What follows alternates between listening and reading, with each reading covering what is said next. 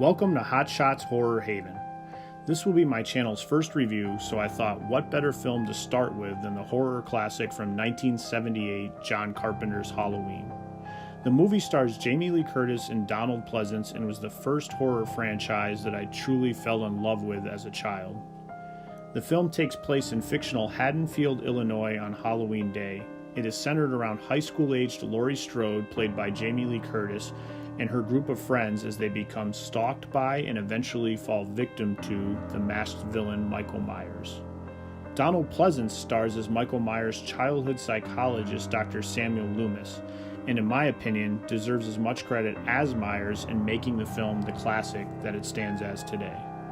The bulk of the story in the early part of the film focuses on Dr. Loomis's discovery of the escape of Michael Myers from Smith's Grove Sanitarium and his eventual pursuit of Myers as the villain finds his way back home to Haddonfield. I think the early part of the movie does such a masterful job of not only introducing you to the characters for the first time, but also laying the groundwork of suspense for the remainder of the film to come. And that is the interesting and almost fascinating part in my mind about the original Halloween, how it uses suspense and the slow burn of the stalking of the group of teenagers by Michael Myers as opposed to just jump scares and quick bloody kills to build and to keep tension throughout the movie. Some of this is also brought on by Carpenter's camera work, putting you in the point of view of the killer often throughout the movie, which really helps build that tension and atmosphere in my opinion.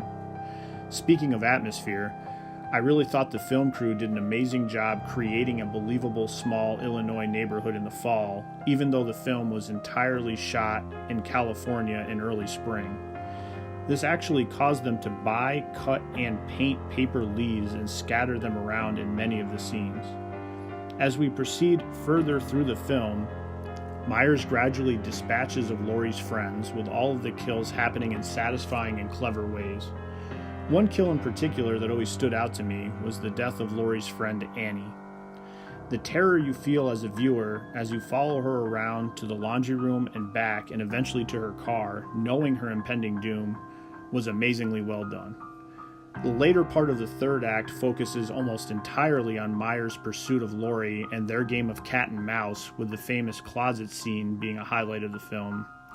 At this point as the viewer, you genuinely fear for Laurie's well-being, which I think anytime a director can make you care for a character that much, they have already achieved an important part of a quality horror film.